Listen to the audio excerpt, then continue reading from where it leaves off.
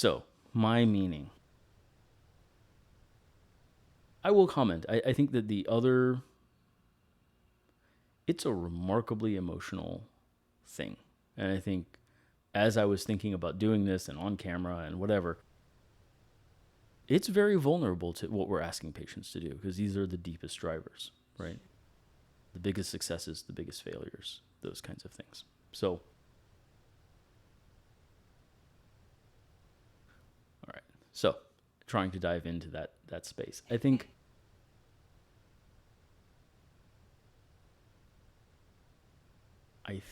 that the thing I want most or value most is to be remembered after I die. I don't know if I read too many Greek tragedies as a child, but the idea that my name will be spoken, that my story will be told and retold.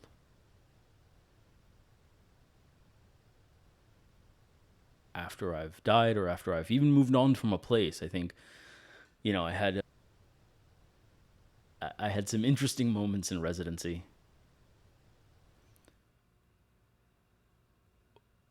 One in particular where we had an attending who was very straight and narrow on dress. Residents had to be wearing their white coat, you know, business attire underneath. Unless you were on call, you could wear scrubs, but only after 4 p.m. So you had to bring your scrubs with you and change into them for the remainder of your 30-hour shift or whatever.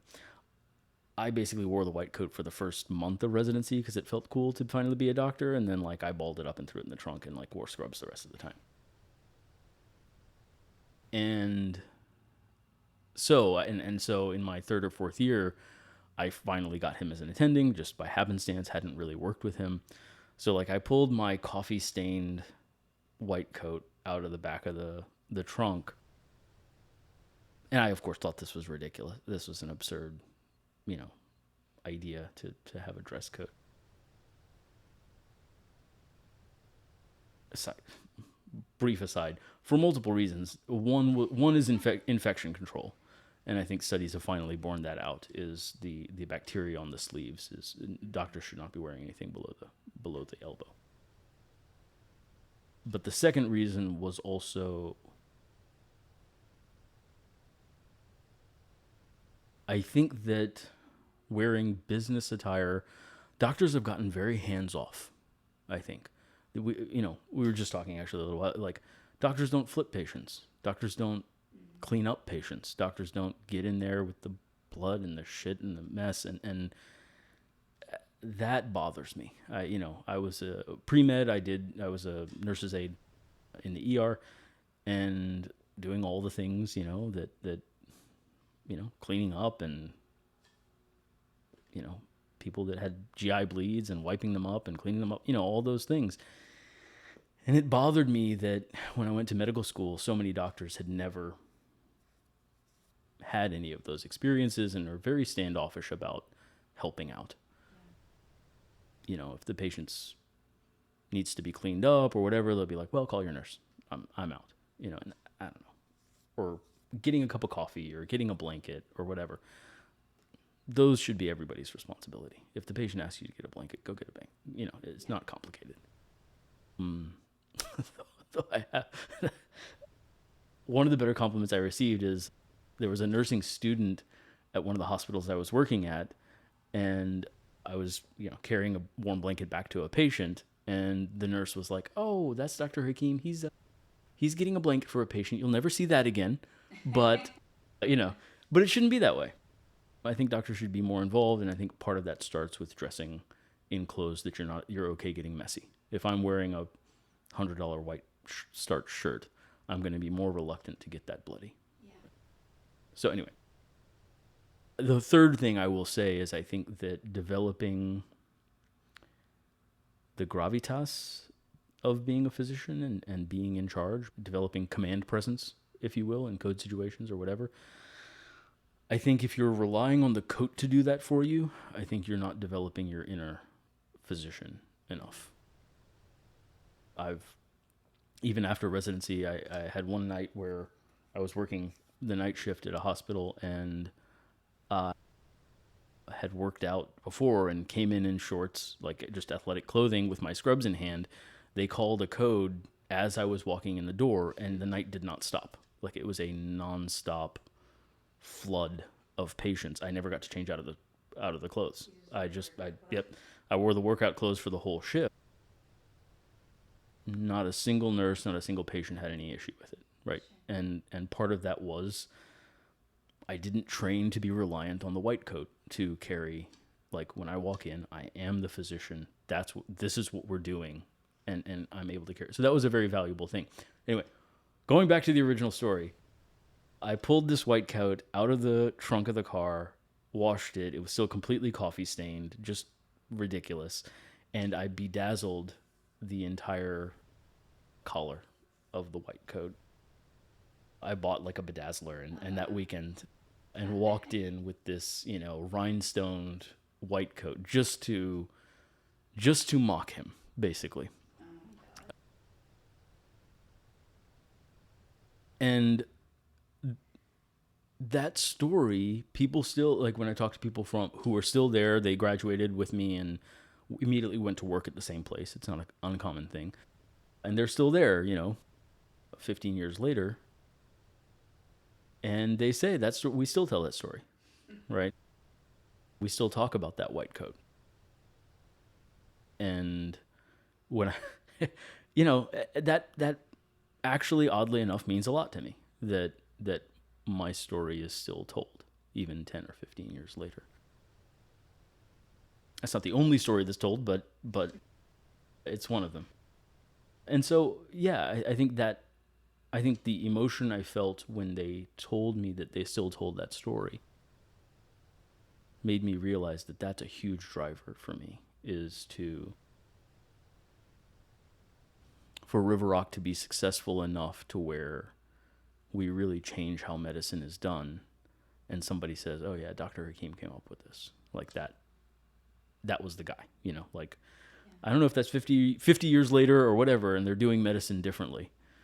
And they say, yeah, primary care really underwent a change in the mid 2020s because this crazy guy came up with a better way of approaching primary care. And we've all learned from that how we should have been doing primary care. I think that's the real, so that's partly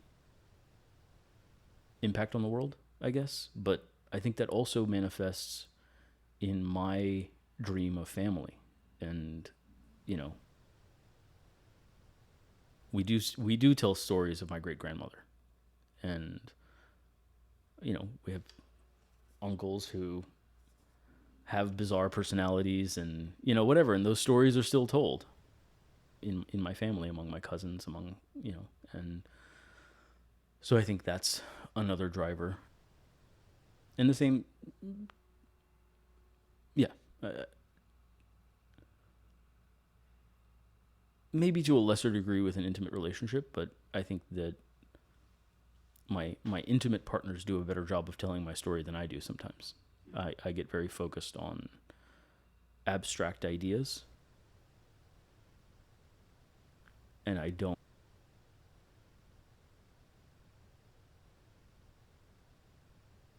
normally tell my story. I think it's interesting, even in this, how I started storytelling, which is not a normal mode of conversation for me. Yeah. I tend to be very idea focused. I strip stories down to the bare minimum because I'm not telling it for enjoyment. I'm telling it to make a point. Yeah. So do you feel like for your own stories, like you want your story to be making a point or to be more entertaining? yeah, to be more entertaining, maybe, at least among my family. Maybe that's a difference. I'd like among my family to be more entertaining, the stories, and maybe the public stories that are told more point based.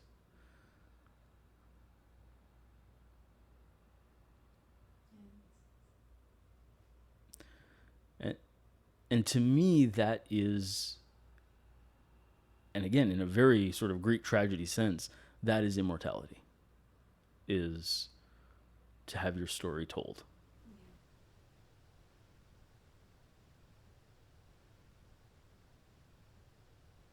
Yeah, I mean, the Greeks had their sort of epic stories of Achilles or whoever, whatever the hero was, and that idea of having your name remembered, I think, is a big driver. So that's one. I think separately, an intimate relationship is really important to me.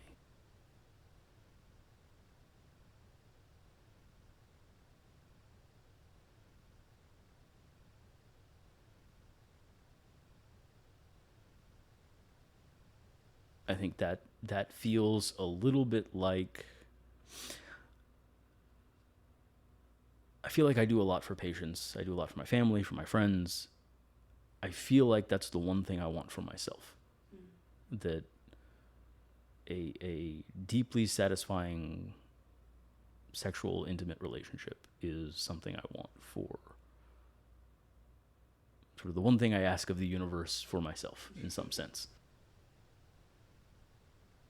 I mean, all of it's for myself. Whatever. There's certainly, I'm not claiming the others are altruistic in the, I don't really believe in altruism, but they have an altruistic component at least. So that one's a huge driver. I think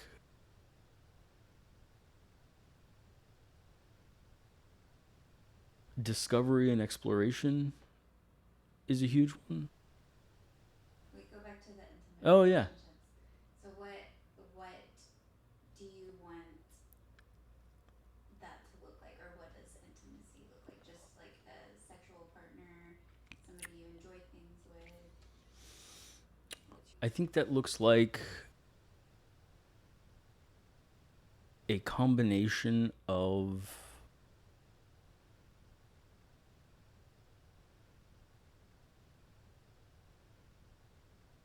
intensity and safety, I guess. I think that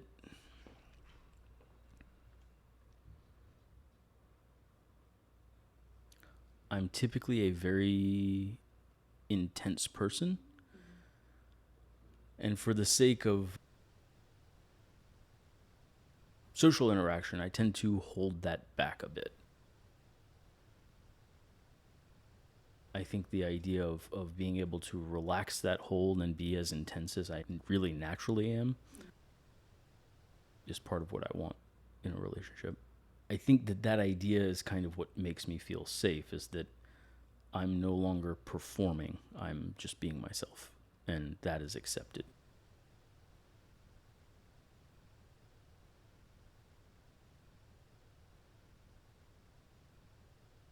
I write about this in my book a fair bit. I think the idea there is, we all have a persona that we put on for the world, which is necessary. And I think I'm against the notion that that's a bad thing. I think that's a necessary thing. How else would we cooperate? How else would we form connections or trust networks or whatever? But in your intimate relationship, greed, rage, lust, those drivers of emotion at deeper levels are more intimate because they are really a part of us, really a part of me anyway. And having a space to inhabit those things, I think makes me feel very like I'm a whole person in some sense.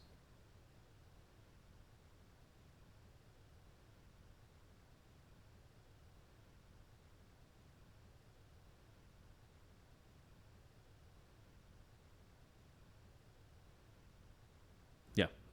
And I think that probably is the biggest part of it. And I think the reason I mentioned the sexual relationship is that I have a very high sex drive. So I think that is a tremendous focus. I think a lot of my friends, even when we talk about it, they're like, I don't need that much. Like, or it's not that important to them, I guess.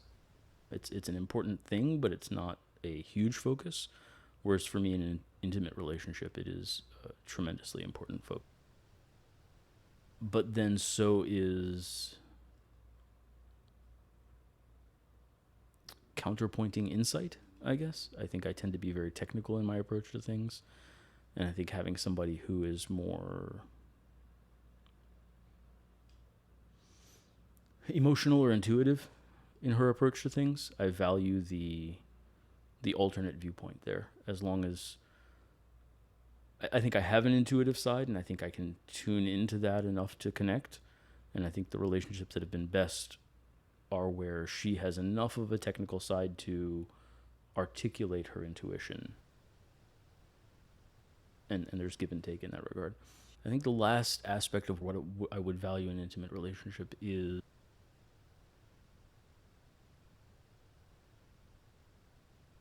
well, okay, okay, I'll do two more. So one is just the simple idea of having my emotional needs met and feeling supported. I think I've been having been single for a very long time.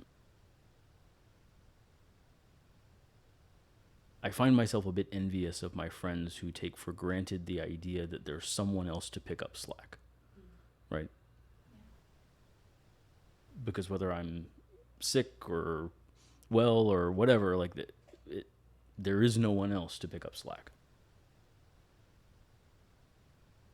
So I think support and having emotional needs met is one thing I would want from an intimate relationship. I think the other thing I would want is a sense of being valued for who I am. So not only getting to be who I am, but having that valued, flaws and warts and all, as it were. And I think, again, that's that idea that, in public we are valued for our utility in a lot of ways, rather than being valued for, which is always a part. And again, I have very odd views on love in some ways. Like I think conditional love is better, is truer. I think all love, I think unconditional love is given to children and pets because we don't view them as fully formed.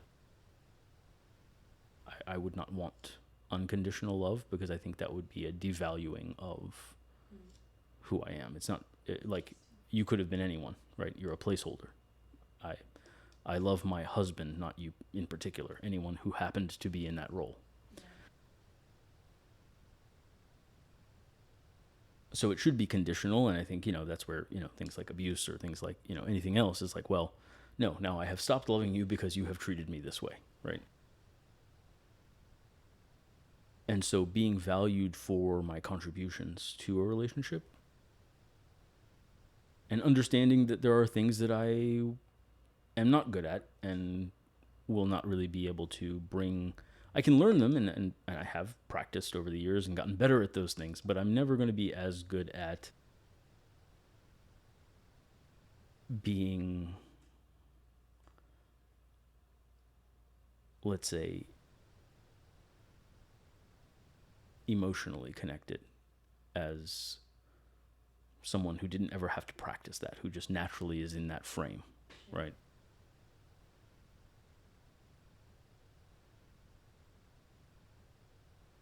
So I think that being valued for the things I contribute and appreciated for the effort I make in the things where I'm not necessarily strong.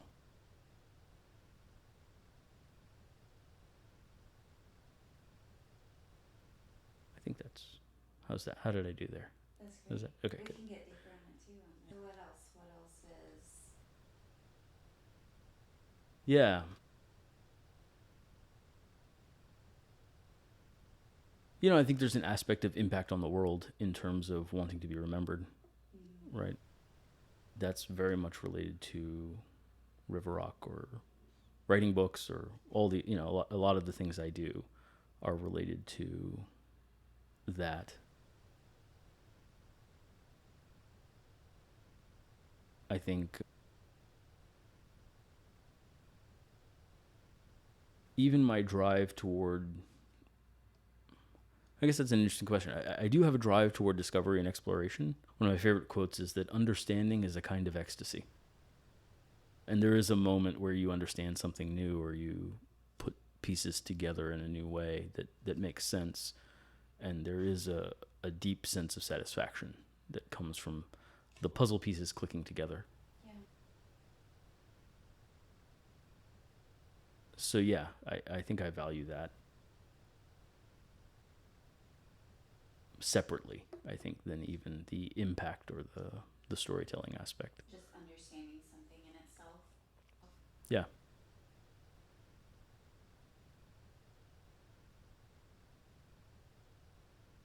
Personal growth is an interesting one. I don't know that.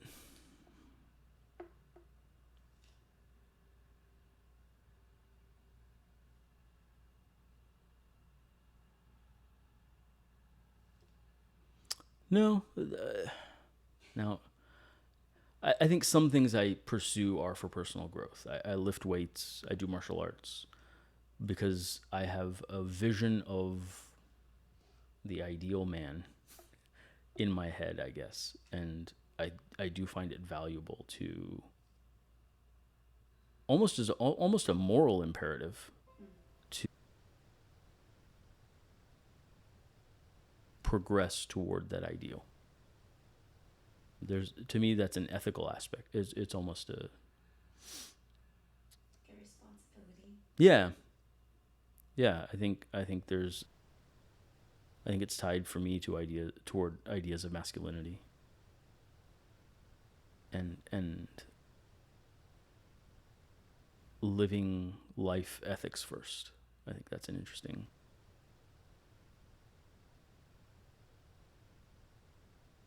So, say more about that, like the ideal man, that you have a responsibility in becoming, like, I guess at the end of your life, what would that look like? Like, I was the ideal man because I did the, like, just were ethical, lifted weights, like, what all is encompasses that? Yeah, I think that ties into sort of values, right? I want to live my life such that if I say something, it's as good as done. Hmm. Like no, you don't have to check it, and I think you can proceed with the assumption that will be done as stated, right? There's a great quote from Ursula K. Le Guin, who says that innocence can be a force for good, but it has no strength against evil.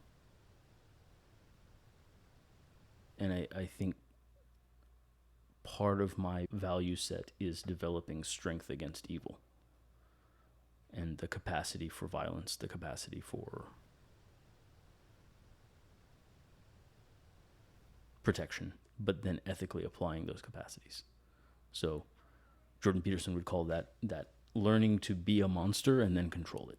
Hmm. Is that what's the protection for? Is that specific to a specific area or? I'm very old school in that regard. There's me and mine, and there's the rest of the world. Okay. And yeah, Like family, intimate partner, or yourself? it's a little broader than that. I don't know that I'd cut it exactly along family lines. It's more personal relationships, my closest friends, and it's not there's not a firm margin per se, Sure. but but yeah, it's sort of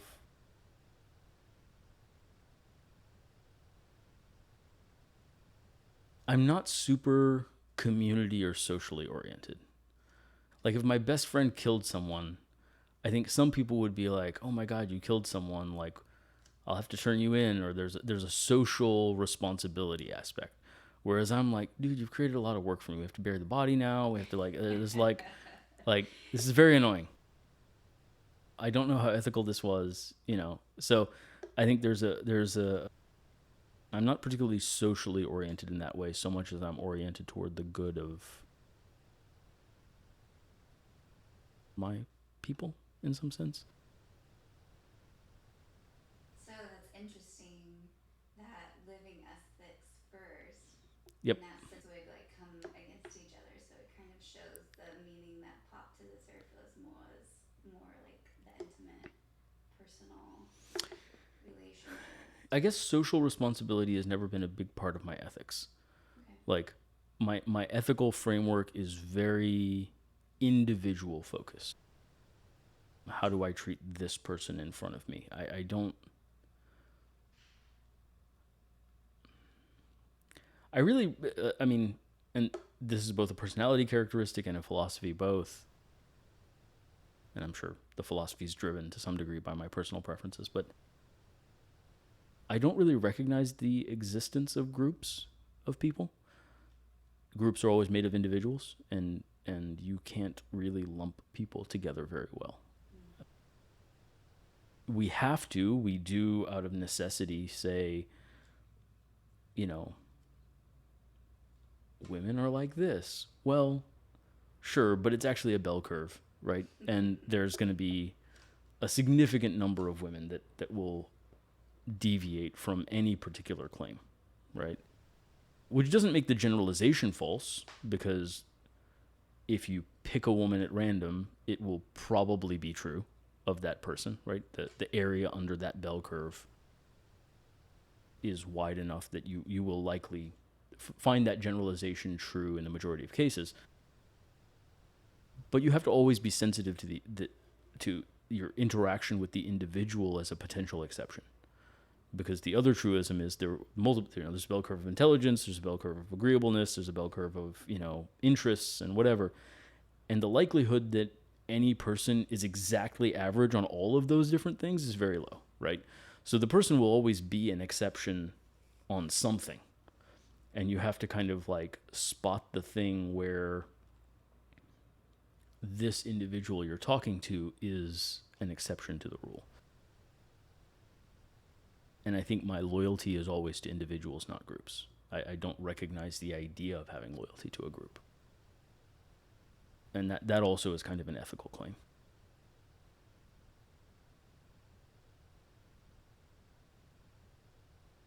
What else?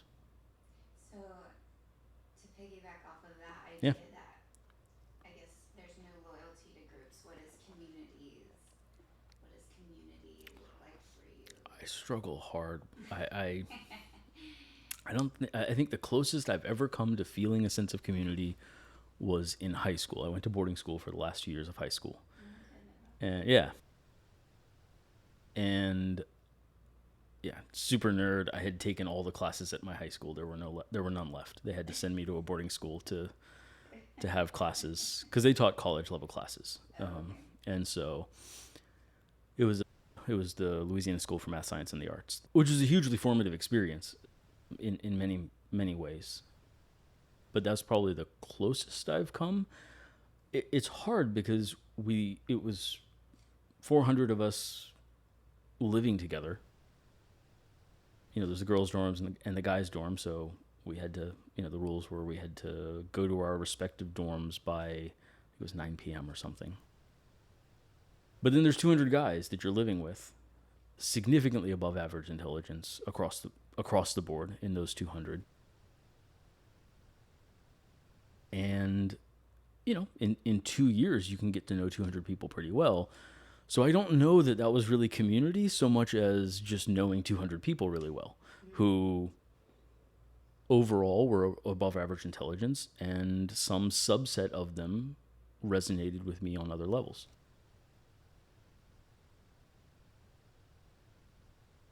So yeah, I think that's the closest experience I've had. I still question the degree to which that was a community experience versus just an opportunity to have a lot of individual relationships. Yeah, sure. But yeah, I think, and obviously teenage years are always formative, and we're in that phase of rapid exploration and growth and all of those things. But some of the things I kind of came across in that time, I think the book Dune was. One of my friends recently pointed out that even though I guess I vaguely identify as Muslim, vaguely, a little more than vaguely, but not. I have a very bizarre interpretation, so most Muslims would not recognize me as Muslim, but that's my self-definition. But he pointed out, he was like, you treat Dune as religious scripture as much as you do the Quran, like maybe even more. Like that really is my ethical standard in a lot of ways. Which is it's a very tribal view. It's a very me and mine kind of view, but it's also a very the struggle to have an uncompromising ethics in the face of morally gray situations. Right? It's a complex book. It's hard to summarize in any meaningful way, but I don't necessarily ascribe to a lot of more modern values, right? You know, violence has a place in ethics. Not all violence is unethical. Compassion is not the highest possible good. Justice also has a place. And balancing those things becomes trickier than just picking one and running with it. I think that makes things trickier to figure out is, should I react to this with compassion or should I enforce justice? And I think the struggle there is, I think, especially in a masculine role, I think part of what has to happen is that you have to have the strength to enforce justice, and you need to enforce justice in a lot of ways. But to temper that with some degree of forgiveness and compassion. I've been writing this book, and so one of the it's Moore and Gillette, or psychologists who wrote the book King, Warrior, Magician, Lover, and argued that those are the four main archetypes of adult men. And the king, you can see it in like Aragorn in the Lord of the Rings trilogy, or you can see it in Mufasa in The Lion King. But the role of the king is to carve out space in which justice is enforced, and therefore there is sufficient safety for everyone else to kind of let down their guard and engage in trade and flourish and be fertile, have kids in an environment where safety is created because of the king's justice, right? That's the archetype. And it's interesting because the king archetype and the father archetype are the same.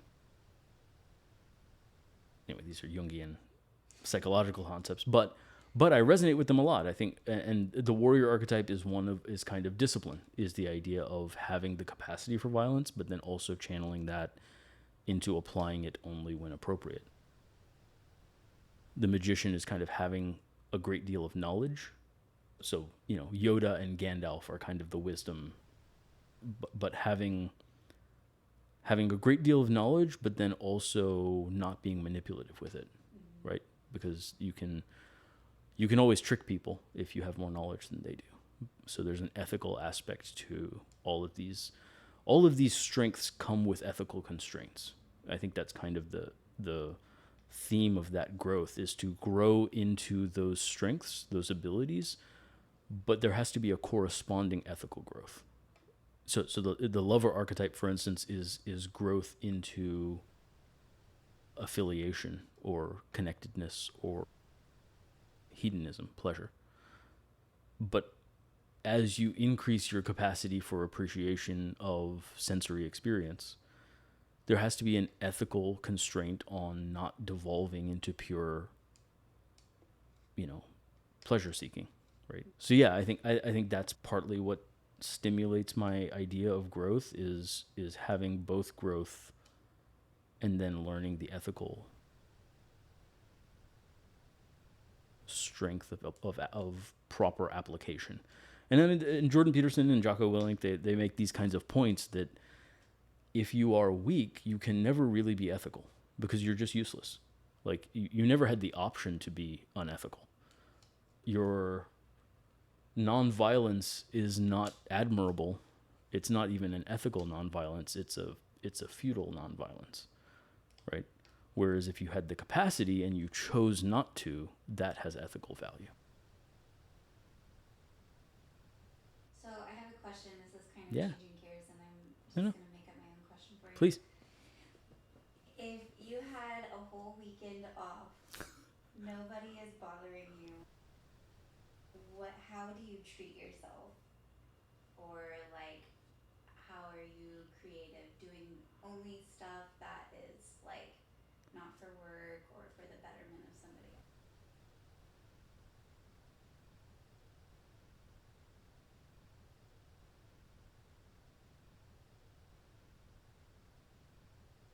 else? So there's a little bit of a blend. If I were alone during such a weekend, a fair bit of it would be indulgence in hedonistic pleasure, just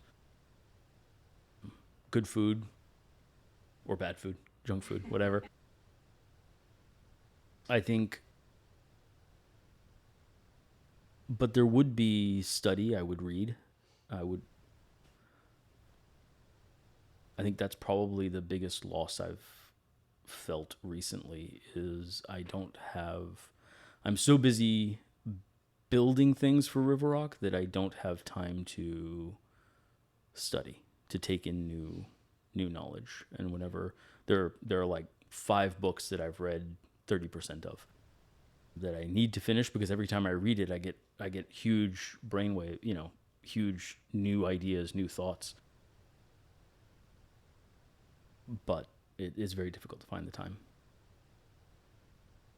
I do love building things. I do love carpentry or 3D printing or cooking really good food, you know, handmade pasta and sous vide steak and sourdough bread. And, I really enjoy making those things as well as eating them. So I think being able to have the time and space to enjoy those hobbies, I think would be very enjoyable.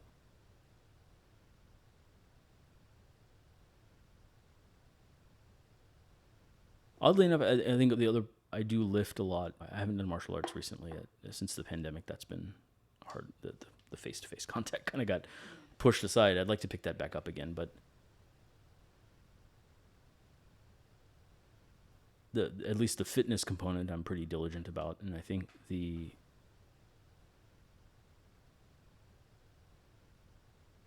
relaxing of that discipline a little bit for a brief time would be enjoyable. Although I think the flip side, if it were more than a weekend, if I had 2 months off, I would actually really like to dedicate myself to that even more. So it'd be a flip. If I only have a weekend off, I think I would enjoy loosening the discipline. Yeah. If I had 2 months, I'd enjoy tightening it. Yeah. But yeah, I think if I had 2 months off, I think I would love to read. I would, yeah, work out, martial arts. I would do the areas that I don't have time for in the process of building River Rock. Yeah.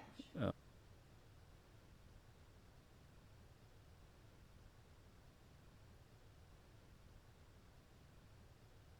It reminds me a little of Fiddler on the Roof. I don't know if you've ever seen that musical. So he at the very beginning he's singing a song that if I were a rich man, right? One of the last lines is if I were rich I'd have the time that I liked to sit in the synagogue and pray and maybe have a seat by the eastern wall.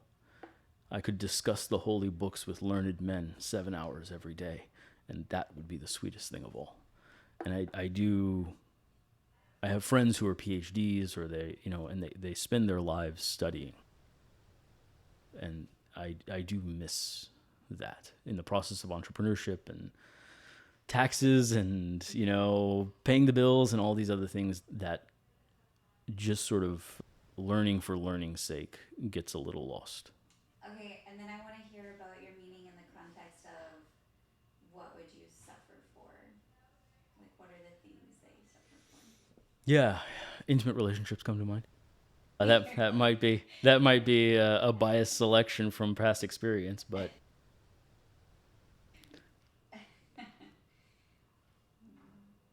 River Rock definitely comes to mind. I think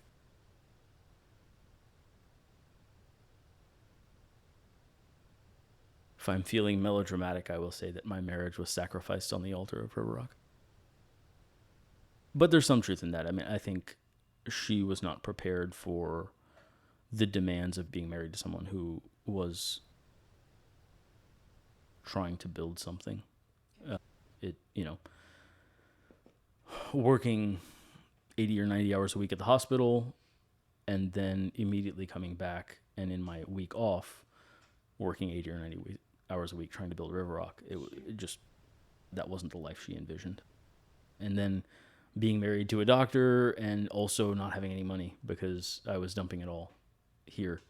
There were years where, still are to some degree, but there were years where I was living extremely frugally despite earning a great deal. And the anxieties of, like, I haven't gotten a hospital job offer recently, and so I don't know where the mortgage is coming from next week or whatever, or next month. So all the normal sort of trials and tribulations of starting a business and trying to do something new that is not treading familiar territory. I guess that's kind of the other challenge of it, building, growth, discovery, like all these things are happening here, and it's such a broad thing that even if I'm talking about, learning something new about intimate relationships, well, that is a part of River Rock. That's a part of health. That's a part of growth. And I apply those things to my patients when they have problems in those areas. So the breadth of River Rock offers such a relief. It's hard to segment out. If I were not, I mean, I it's funny, in terms of growth, I'm not somebody who's ever liked working out. I hate every minute of it, every second. I think if there were no consequences, I would, eat donuts and sit on the couch my entire life and read. Yeah, that is my default, I think, is sitting on the couch reading and eating donuts and drinking coffee.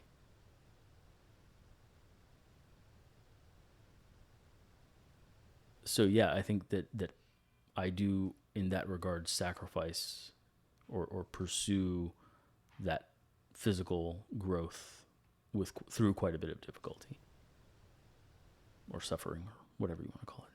Yeah. Suffering seems melodramatic, but on the other hand, I do hate working out that much.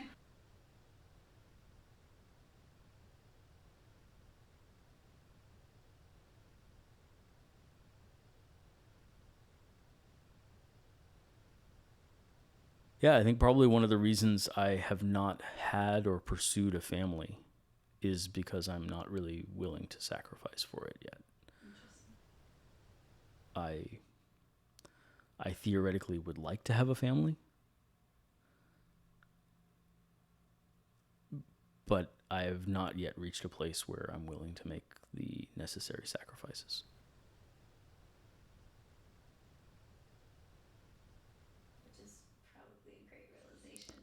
Your family, your future family probably thanks you for that. Yeah. If I mean, it makes it difficult on a pragmatic level, right? Is how long am I going to wait? There are biological factors. There are, so that does occur to my mind is, of course I need an intimate relationship first, and I think that's part of the problem is that I would prioritize the relationship or the value of the relationship for me over. I think that's a sacrifice I'm not willing to make. I'm not willing to sacrifice. I think I have been, where I have felt, this is an emotional statement, but I have felt that I have not had an intimate relationship that was satisfying to me for so long that it would be very difficult for me to sacrifice any degree of quality there for the sake of a family. And I would need a chance to really enjoy that for a number of years before I was willing to, because inevitably the quality of an intimate relationship suffers a little bit at the very least. And you can maybe try and gauge the degree of compromise, but there's always going to be some, and usually it will be pretty significant. I don't know that I've ever read or understood a reliable way of limiting that compromise. I don't know. I think there's too many unknowns there to figure out how much of your intimate relationship you're going to sacrifice to have a family. Some people manage to do it, it seems like, with a fairly low level, and other people, it's a pretty significant level of drop. And I've never figured out how to identify the predictive factors there. So, insofar as it seems like a random risk, I would need to have a time of rather significant satisfaction before I was willing to take that risk, to roll the dice there. What about let's talk more about the vision bit of like intimate relationship in River Rock. Those seem to be like huge things, the huge things in your life. What is your ideal in that? Like, how will that intimate relationship be ideal and River Rock be ideal together? Yeah, I think that in that regard, I tend to be fairly traditionalist in a lot of ways. You read reports of older doctors in World War II or whatever, where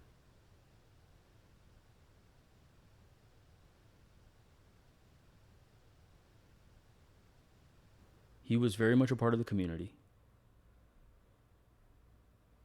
and got a lot of value from the community, and his story was told in the community of how he helped people. And he had a lot of status in that community in that regard. And at least in the personal reports I've read, his wife often felt that she was a part of the work he was doing, is that by supporting him at home, she made it possible for him to work that hard. Right? And she also had the status in the community that went with that, is that I think the community also recognized that he would not be able to contribute that much if she were not there to provide that.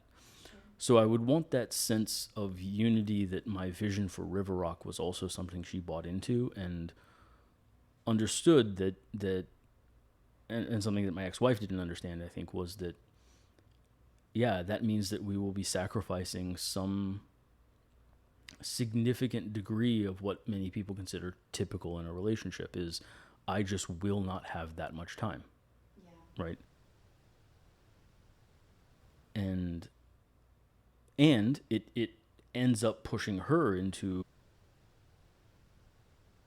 what today ends up being a very traditional role, right? Not that she shouldn't work or anything like that, but I would depend on her to have the household kind of taken care of in a way that is counterculture today, right? That kind of a traditional expectation, I guess. But that's also, my love language is acts of service. And so I think that also plays a role, is that feeling emotionally supported, feeling loved, does hinge on some of those more traditional behaviors. I think as well, the reality is I experiment on myself a lot. So if when I think that fasting is an interesting idea, I start fasting. When I think that keto is a good idea, I try it out. So again, I think some of my previous relationships have struggled because if I haven't eaten for 84 hours, like, I'm not going to be in the best mood. But I view that experiment as necessary for River Rock, for understanding what my patients are going through if I ask them to do it, and so on and so forth. So tolerating what seems maybe unnecessary or excessive because I am exploring, I'm trying to discover and trying to experiment, And in an ideal world, participating with me in those experiments is, I think she would need to be a River Rock patient in a very significant way that, yeah, I expect you to be doing a VO2 and participating in the fitness programs and, you know, whatever we're doing and meaning of life and all of those things. I would have that same expectation, which is a big ask. I think the flip side of that is both good and bad. I think that my previous partners, including even my ex-wife, who was not my hugest fan at the end, but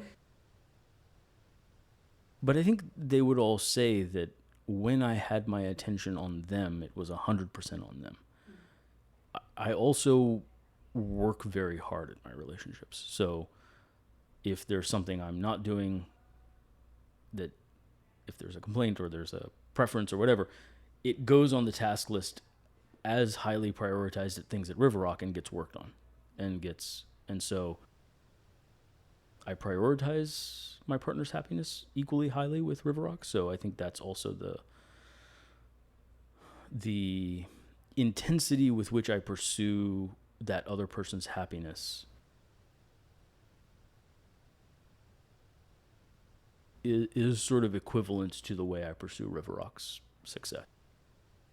Those things are tied in terms of importance. It does. I think some people at first have found it can be a bit mechanical, though I think really if you're dating anybody that is that busy, it's difficult for things to be completely spontaneous.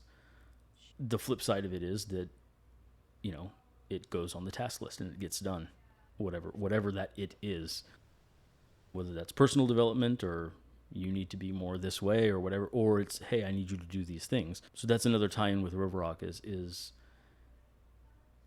because I do pursue my most meaningful life in the way that I try to get patients to as well.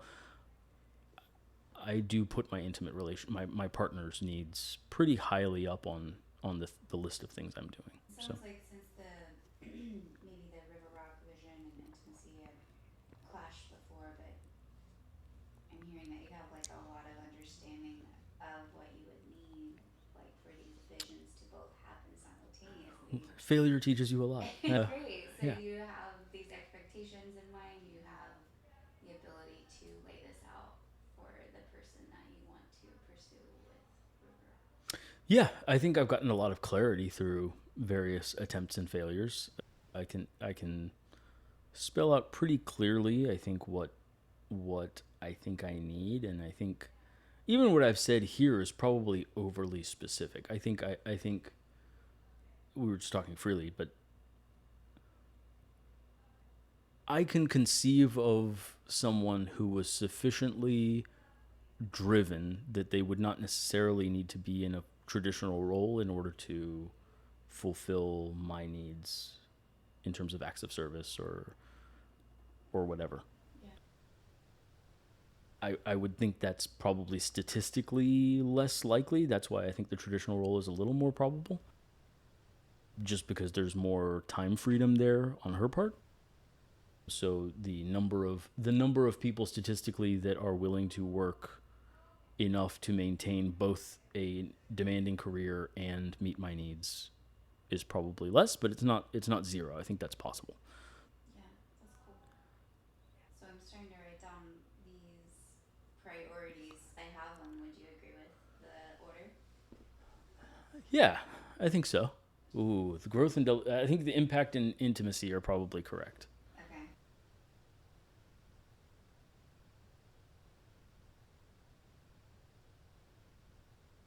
Although I say that. It's an interesting. I think that's actually where the discussion also gets really interesting, right? Is that I had this discussion recently. If I think back to my 15-year-old self in boarding school, I probably would have said intimacy was more important than impact. That would have been reversed. I don't. I think currently I've oriented my life as it's written that impact is more important than intimacy. I don't know how much of that was a free choice and how much of that was impact is under my control. Intimacy requires the chance meeting of another individual who is sufficiently compatible, and that has not worked out in a variety of ways. Yeah, I mean, I don't have complete control over that. So I don't know if that got deprioritized merely because I can't make it happen by myself. Whereas River Rock, there's a lot I can constantly do on my own. So we can frame it then back to one of the top three questions is like someone is giving your eulogy, you're having a memorial service. Oh, that's difficult. Uh, That's. See, now you're asking the tough questions.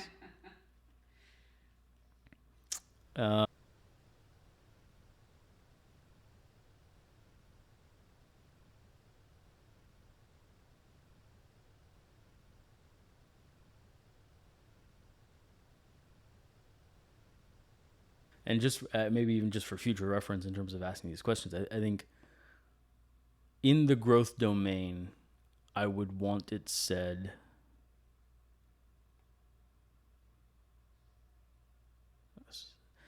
This is the other problem with meaning of life is the statements are always so arrogant. It's crazy, but I mean we are talking about ideals, right? So yeah, so I would want it said that he showed us what was possible for a man to live up to. Right? He pushed the limits of a well-balanced, beautifully fleshed out life in terms of exploring what a man is capable of being. And I think specifically in there's so many people like who show us the limits of what is possible in a particular domain. So, there's people who are incredibly fit and they, Matt Frazier, who is the CrossFit world champ, and in the physical domain, he is showing us what is possible, or David Goggins, or, I think what I would want is to show what is possible in terms of breadth. I think I would aim to be, at 70% of what at 70% of elite across the board.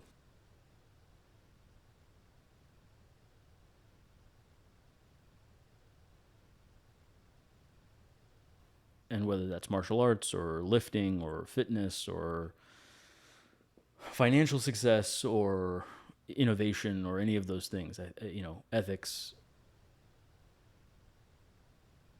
in particular, I think would be. It's an interesting thing to say. I want to be 70% ethical, but that's probably true. Maybe not the real Gandhi, but the story of Gandhi, right? The symbol of Gandhi, right? Or Jesus or Muhammad or any of these characters who are moral powerhouses in some sense. We have that idea of a moral Superman in some sense, while also pursuing innovation and also pursuing financial success and growth and physical performance and things that they did not pursue in meaningful ways. So that's the growth version of the eulogy. I think the discovery aspect of the eulogy is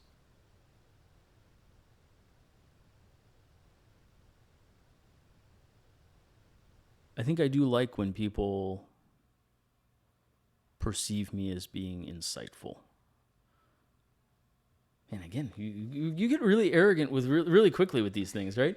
But I think that one of my talents is that I think I have a somewhat intuitive instinct for the truth. which direction the truth is in.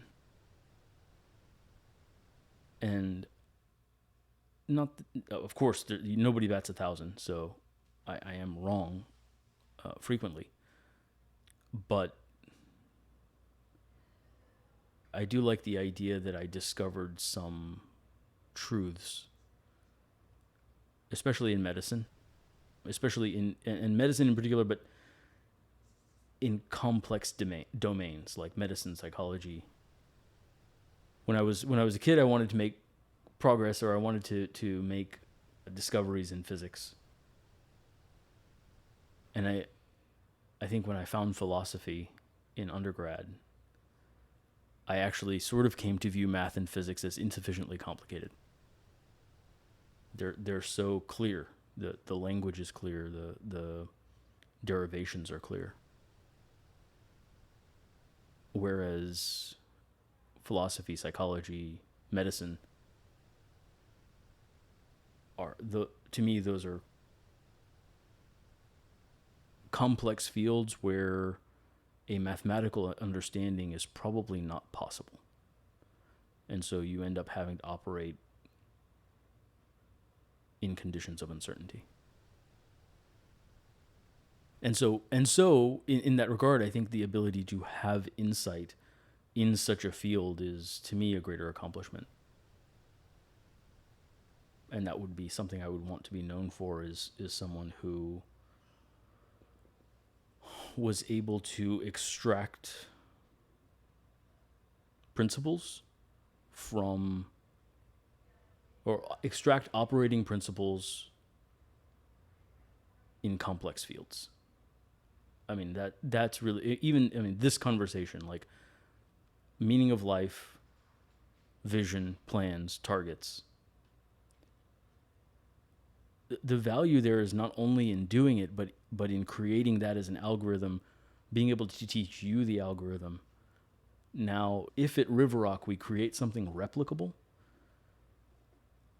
now we've extracted how to practice medicine in a way that is repeatable, teachable, expandable, scalable. In a way that embraces the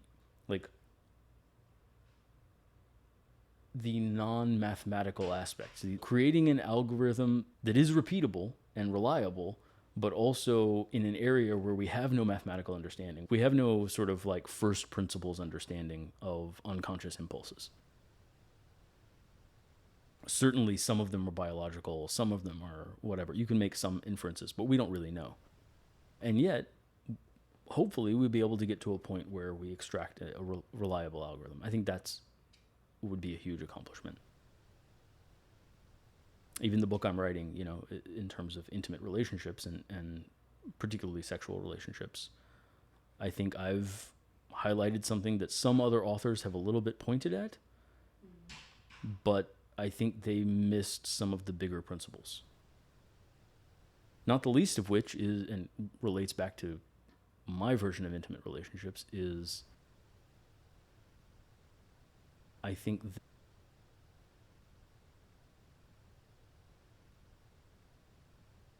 Esther Perel is probably the author who's closest on this. She talks about conflicting needs for safety, security, reliability, comfort, with the need for adventure, eroticism, excitement, novelty, passion. And I think she correctly frames that those are in opposition. The part that is not quite right is they also are in a virtuous spiral. Is the more safety you have, the bigger risk you can take with your partner. The more you can rely on their acceptance, the more you can indulge in the darker sides of your personality with them, right? So there is a tension, but there's also a positive interplay. They're not just in opposition. And I think that the vast majority of relationship books, I think, underestimate the degree to which human beings want an adventure. And one of my favorite sayings is, a ship is safest in harbor, but that's not why we build ships. And I think in relationships, we try to build safety and security and nonviolent communication and all of those things. But the point of doing all of that, I think, for me, is to go on adventures with your partner into the fullness of who you are. And that relates to kind of your, what I mentioned before, the lust and the greed and the, anger and all of those things that are typically negatives, but are the adventure of being in an intimate relationship with another human being. And the point of having a secure relationship to me is to explore those things. All of which is to say, I think framing those insights,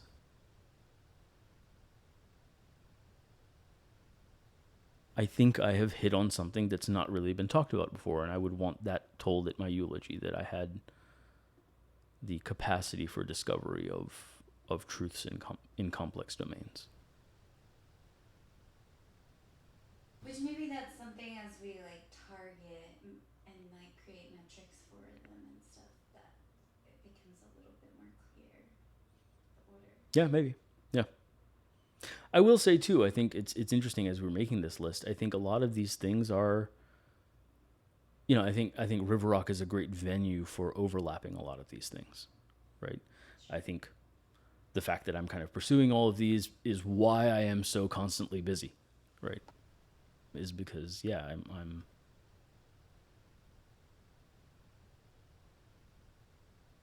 expand, just the number of hours required to pursue all of these things is a lot. That is something else I get out of an intimate relationship. It's actually kind of challenging, is that when I am in an intimate relationship, my work capacity goes up. And so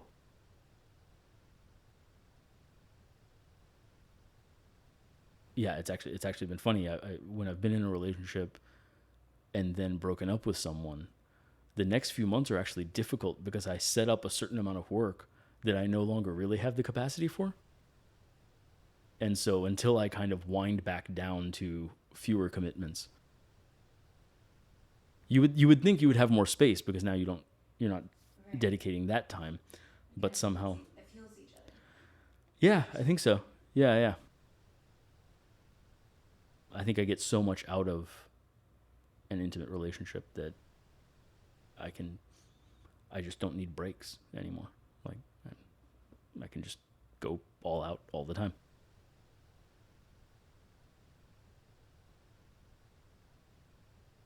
Growth, community, not really. Intimacy, we talked about. Family, not ready yet. Collecting beautiful experiences. Or would you say anything else on self-expression or creative expression? Not really a big driver for me. It's kind of interesting in that regard. I played violin in high school and stuff, and I would like to get back into it sort of vaguely, but it's never been a sufficient driver that it really... I will feel a little bit of a loss if I don't ever get back to playing it. It's just not a huge priority, at least right now in my life. So some vision there. Okay. Yeah, I think that's, we've kind of gotten to vision there. I think we haven't quite gotten to plan or target. Yeah. Because there's not necessarily the specificity or the timeline. So, right. For impact, we would say, well, where do you want River Rock to be in the next year? Okay. Right? What's the goal there? So by this time next year, I think River Rock's progress in a lot of ways right now is defined by number of members, which I kind of hate, but it is sort of where we're at. I would rather that not be the definition. But ideally, if we can get River Rock to 20 recurring members, that creates so much space that we can start to take the next big steps. And so, by this time next year, I'd love for River Rock to be at that place, to be 20 recurring members strong. I have all these big plans, is building an app for the practice and, fleshing out our scans and all the things we were just talking about, earlier today. And we'll continue making those progress. And I love the idea of kind of having this refined. But for some of the things, we really need enough growth to consolidate stability.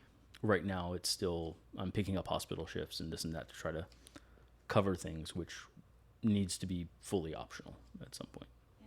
So, for intimate relationship, love to have one. That would be nice. A year from now,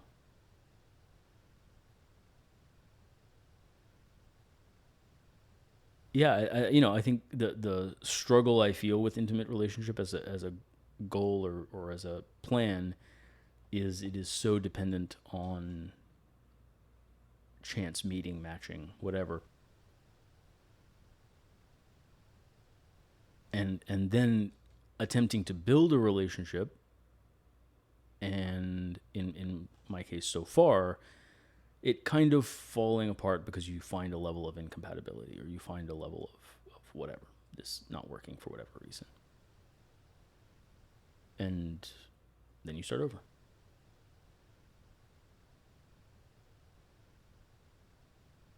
Yeah.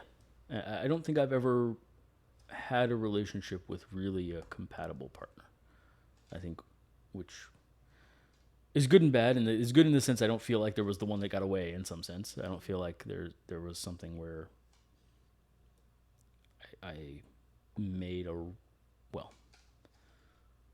I attempted to jump into a relationship with my ex-wife, I think, but I'm not sore about the divorce. It was the right decision for both of us in that regard. But I would love to find somebody who is truly compatible. I think that would be. I don't know how to make that a target. I think that's the hard part. But we can talk about that in the next section. Growth.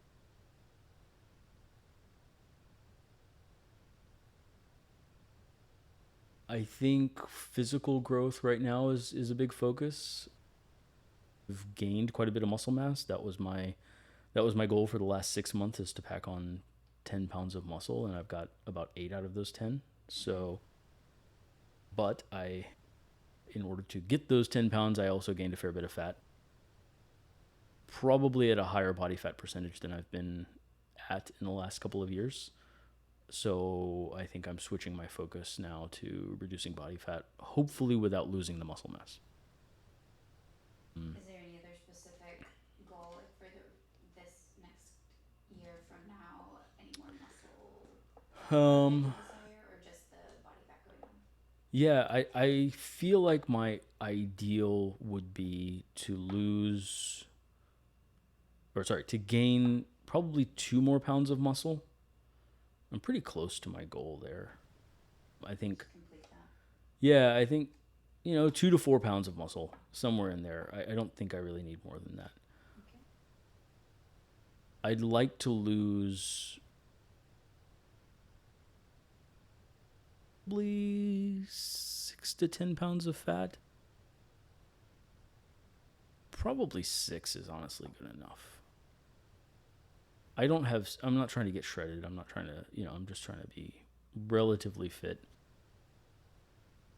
My strength goal, along with the gaining muscle, my strength goals have really been going well. I've always wanted to be able to, squat 2 plates, which I can do now. My deadlift is up to 305. I suspect it's probably better than that. I was kind of on an off day when I was testing that. And, my bench is not amazing, but it's okay. It's 195. Not super concerned about higher targets than that. So I'd like to keep my strength as I lose fat. So that's the other goal, is not to lose capability. I'm pretty happy with those numbers. I'd love to bump up the squat to 250. If I could get a deadlift to 350, that'd be great. Bench, I don't really care about that much. 250 and 350. Yeah, 250, 350, and you know, sure, we'll put bench at 225 if we're aiming for goals there. I don't really care that much.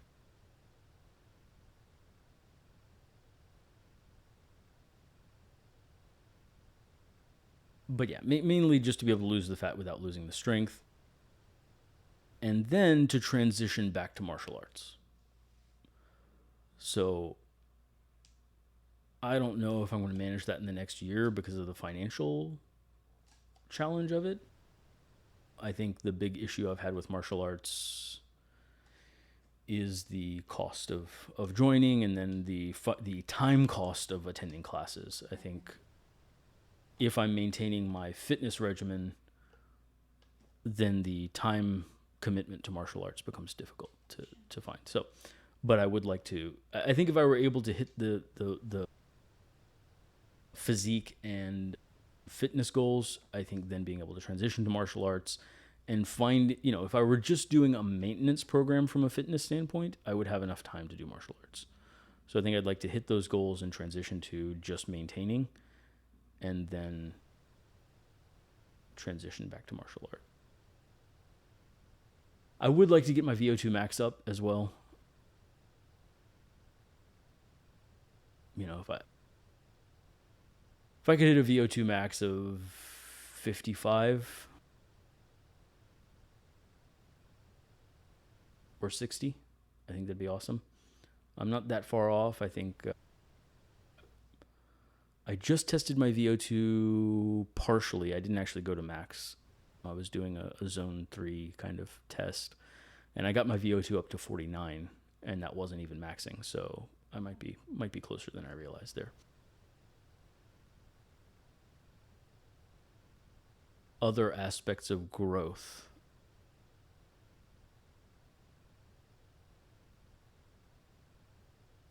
I think that is where kind of the not having enough time to read is a bit challenging, because I feel like my intellectual growth is a little bit focused on output rather than intake.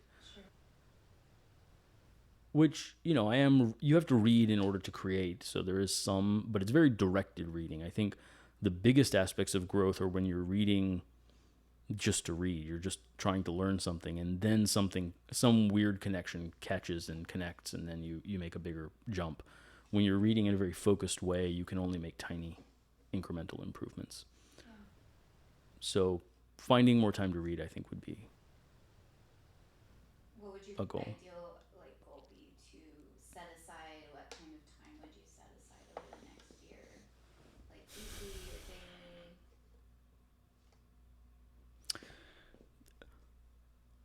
daily? I think the challenge is, to what degree are you pragmatic, right? I think on a pragmatic basis, Sure. even an hour a day is difficult. Yeah. So what is the pragmatic for the week? Yeah, so maybe just, if you assume, let's aim for 70% of that, right? So, yeah, so 70% of 7 hours is whatever that is, let's say 5 hours a week.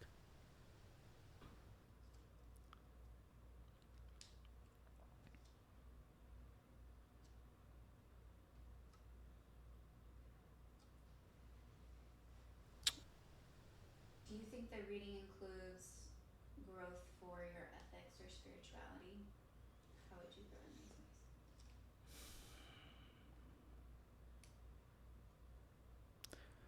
ways? The biggest source of growth ethically for me right now actually is spending time with my friend Jassim, who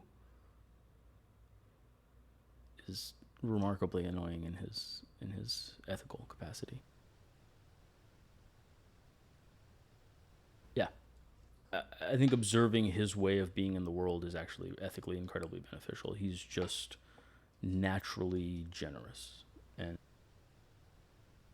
from a position of strength, right?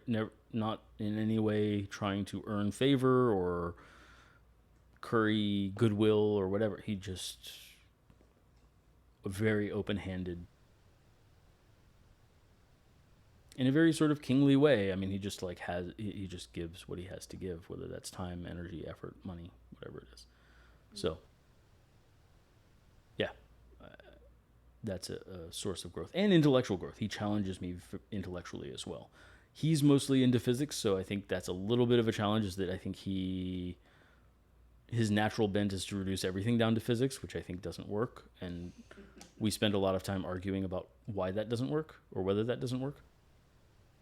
but it is a great intellectual stretch always to kind of compete with him in that way.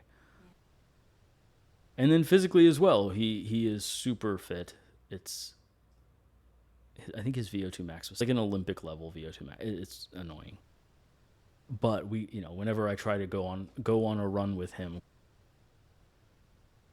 mostly I slow him down, but it always pushes me. So those are yeah. I think intellectual growth, my friend Atif as well. I think he and I don't necessarily spend as much time talking about ethics or physical aspect. We talk about physical growth, but we don't interact that way as much. But intellectually, we compete and see the world very differently and argue a lot. I feel like most of my relationships are built around argument. That might be an intimate relationship question as well. As I think my primary bonding method is argumentation. Elementary, then it sounds like, with your best friend. Yes. I mean, I think we're all similar in that we value the truth very highly, or our perception of the truth. And we also are not. We don't make agreement a condition for intimacy. And that's also very important to me in an intimate partner, is that if our connection is contingent on agreement, that seems very fragile to me. Other areas of growth, we talked about ethics, talked about intellect and reading. Didn't mention spirituality before, but would you say that's something you want to add to your growth? I think that's out of reach for the next year. It is. I'd like to be more. I'd like to practice religion a little bit better. I usually fast for Ramadan. I don't pray very much. I give my charity for the year. It's a little bit weak sauce. So long term, I would love to increase my practice there.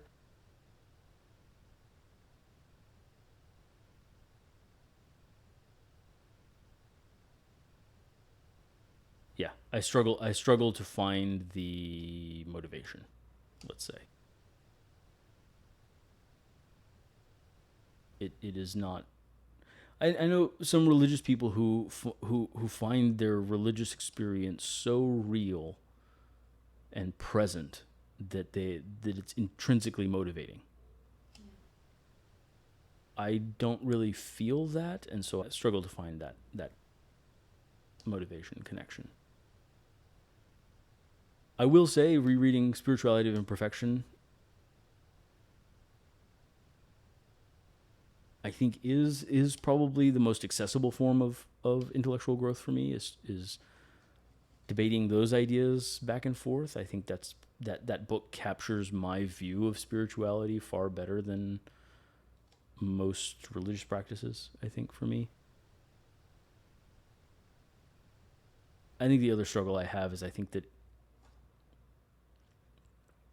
personal view. I think that Islam is a little bit mired in the past and needs its Martin Luther, I guess, to shake loose the medieval perspectives, and I think it is far more compatible with modernity than its current implementation would imply worldwide.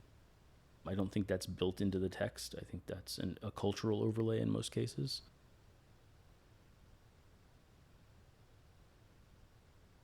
But I don't know that I want to be that Martin Luther. For your development Discovery. Yeah, I think most of that is centered around River Rock right now. I think, I am trying to get that book revised and published. So I think that's one thing. I think figuring out these River Rock ideas, these, algorithmic approaches. Can I teach this? So yeah, I think developing River Rock's methods more thoroughly is a big one.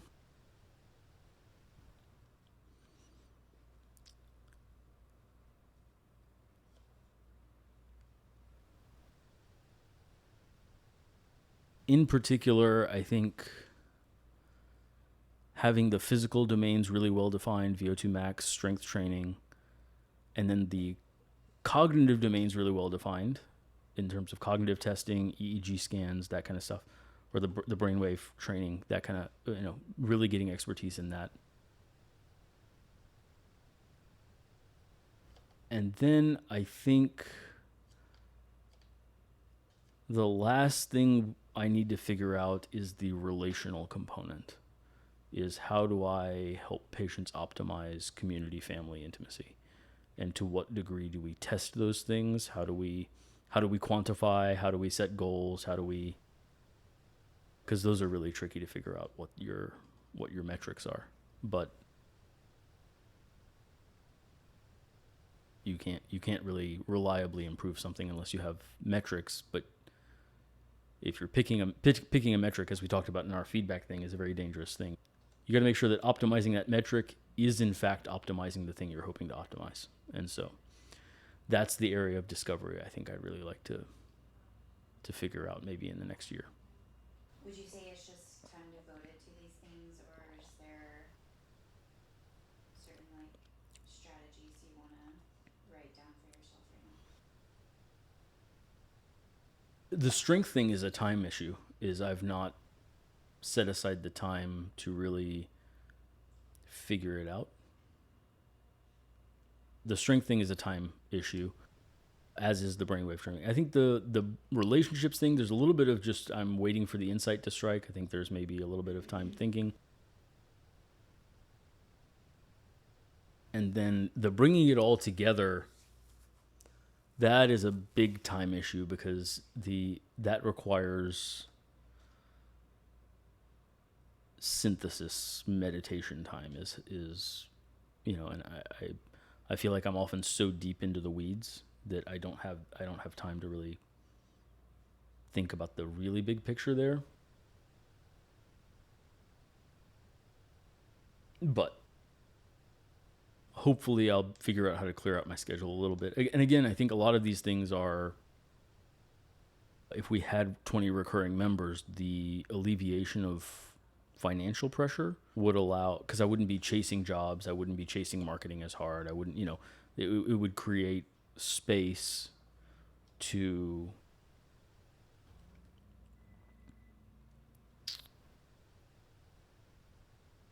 improve and discover those things. The last step would be trying to then concrete down into plans, right? I do think patients a little bit struggle with this, and it's okay to not. I've ended several visits where it's like, okay, maybe we're not there yet, right? Let them maybe think on it a little bit and bring it back. Sure. But at least to frame before ending the conversation that the goal is to have weekly plans here, right? So for all 4 of these, what is the weekly plan? For discovery, exploration, I would say, spending a week on, or spending at least 2 hours a week on enhancing the Riverrock algorithms.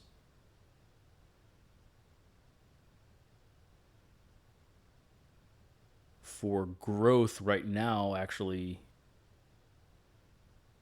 for the next month, I actually need to be spending an hour a day studying for boards. So after October 3rd, that will change. But right now, I'm struggling to set aside more interesting projects. Board review is not particularly fulfilling, but has to be done. Yeah. For intimate relationships, like I said, I have considered hiring a dating coach. I think that's, I'm on the apps, I'm trying to do whatever, but it's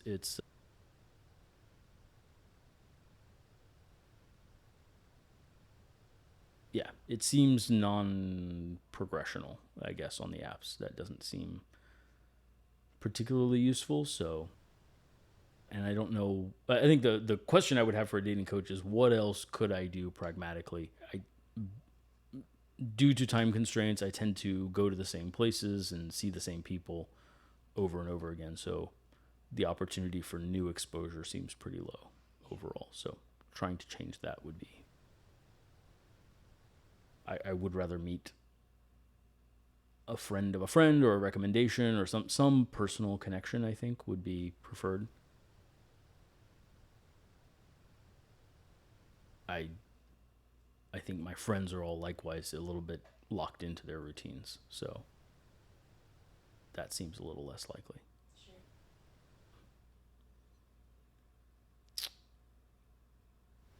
Sure. And then for impact, again, River Rock is kind of dominant there.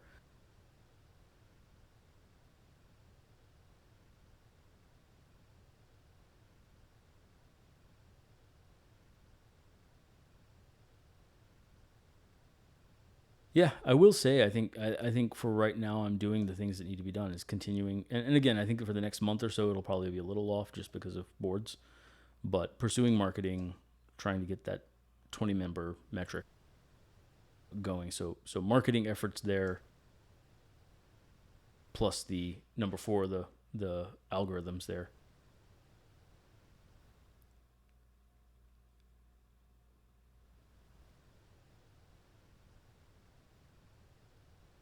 And also for number three, growth, I guess, is all the physical goals that we already wrote down. Those are kind of planned. So continuing to lift and calorie restrict and cardio. So making sure I get all of those kind of going.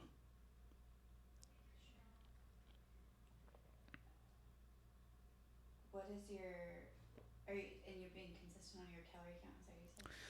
Yeah, so my current goal is to do 2 weeks on, 2 weeks off of calorie restriction. So aiming for a 500 calorie deficit for 2 weeks while hitting protein targets, and then 2 weeks at maintenance, and then 2 weeks of restriction, 2 weeks at maintenance. Ideally, probably for 6 months. I think it'll take to lose the 6 pounds at that rate. So. What else for River Rock? Do you think that algorithms, marketing? Those are the two big focuses for River Rock. Is there's the marketing recruitment aspect and the enhancement of what we're offering. And I think the deepest way I can enhance our offering right now is building out those algorithms. With that said, I mean, in the marketing plan is the YouTube channel. I think that's a big focus of marketing right now, is building out the content of that channel into something really, really valuable. I think there are a number of things that I have a perspective on, and this also may be related to discovery as well. I think there are discoveries I have made that I have never had a forum for, per se. And so being able to discuss those on the channel and kind of put out some really, I think I can put up some really key videos that will create some insights that are not available anywhere else. Yeah. So, yeah, I think that plays into growth as well. And then we said reading 5 hours a week, I think, was also the target there. But that seems very far out of reach. But and I forgot I need to do my own neurofeedback 4 times a week. That also is added into the workout sort of growth session there. Yeah, man, it's so good. Awesome. So that's the plan. I don't know that I have enough time in the week to do all of that, but that is what I'm trying for. Yep. Now it'll be more on your mind. Yep. Cool. Okay. So then, what do you recommend when you're with a client that you would follow up with them again in a month or? Yeah, I think I don't know. I think I think that's where we need to figure that out. But I think what I'm perceiving is we need to do a little bit better, because that's what I have been saying is follow up in a month, whatever. I think we need to do a little better job of striking while the iron's hot. And so while this is fresh in their mind, saying, hey, we're going to put this together in a spreadsheet, we're going to come up with, a way of rating your performance in these things, along with solving whatever problems you're trying to solve. And then we're going to check in with you in a week or in a couple of days, this Friday, basically, just kind of make our Friday follow-up day about that spreadsheet. And that first time is very quick on the heels of this discussion. And then we can space it out and say, okay, well, then whatever. And we can ask, like, what is a good timeline for you to check in again? Every 2 weeks, every week. I would love eventually for patients to, and this may be an app issue, this may be a UX interface issue. I think what I would love is for patients to check in with the spreadsheet every week, and we check in with patients every 3 or 4 weeks and go through the spreadsheet. So even if the check-in on a weekly basis is just a reminder, hey, don't forget to do your self-rating. Yes. Right? Yeah. I suspect we would need to meet every week for a little bit. So as I'm talking about it, so we do the meaning of life. That Friday, we go through the spreadsheet with them, have them rate that week, right? We repeat that 1 week later and say, hey, next Friday, we're going to do this again. Check in, go through the rating system, right? And then say, hey, we'll send you a reminder email. Just do this every week, and we'll check in a month. So they get 2 instances of dealing with the spreadsheet with your guidance,